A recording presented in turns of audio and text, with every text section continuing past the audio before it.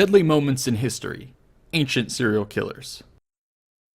This morning, a city on edge. Authorities now saying they believe a serial killer could be on the loose. According to police, 7 people have been murdered. It's been a terrifying few months for... This is a familiar headline to many of us. Serial killings are often the subject of news reports, movies, and TV shows. Their regular appearance in our modern times raises the question, were there serial killers in the past? The answer is undoubtedly yes. However, people's idea of a historical killer usually extends only as far back as Jack the Ripper in the late 1800s. In this video, we will be exploring the ancient serial killers who walked the streets of Rome, Han China, and medieval Germany, among many others. Reports of ancient serial killers. Serial killings are a subset of murders where the crime repeats over time with cooling off periods in between. The term is modern, having been coined in the mid-20th century. When we look to the past, we must therefore rely on an interpretation of surviving records. This inherently causes problems, since there is a bias in what gets written down. Broadly speaking, before the rise of media, the focus of such records are on the upper class. Therefore, many ancient serial killings actually involve nobles, either as the perpetrator or the victim.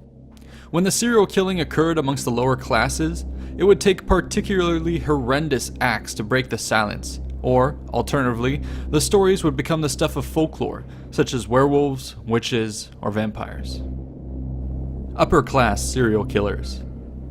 We will begin by taking a look at a case where the elites were the victims. Something foul was afoot in ancient Rome of the 4th century BC. A series of odd deaths cut through the aristocracy, leaving several prominent men suddenly and mysteriously dead. Writing some 300 years later, Livy records that the incident was, quote, thought to be an act of madness rather than deliberate wickedness, but provides us with little supporting context other than to suggest that a ring of women had been poisoning the rich. This story is a good example of how murky the past can be.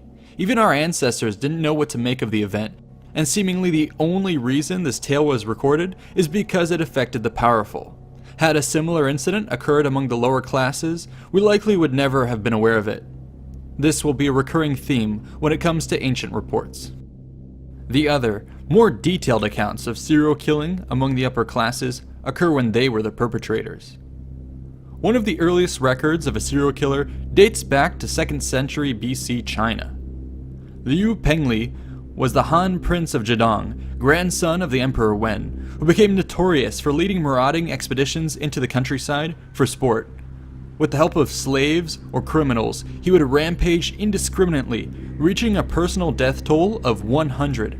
Citizens feared going out at night, and when the whole kingdom soon came to know of his ways, news spread to the Han court. Han officials pleaded the emperor to have him executed, but the old man refused to kill his own relative, choosing instead to banish Liu and make him a commoner. Here we see how the upper classes were able to abuse their power over their victims to commit their crimes, a common theme in modern times when serial killers target vulnerable individuals.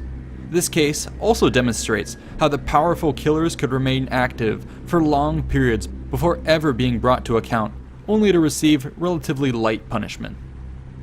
The stories of several other high-profile killers follow a similar pattern. So I hope you appreciated this short-form look into Invicta content. Now if you want to see our full-length documentaries, you can head on over to the main channel, and either way, I'll see you in the next one.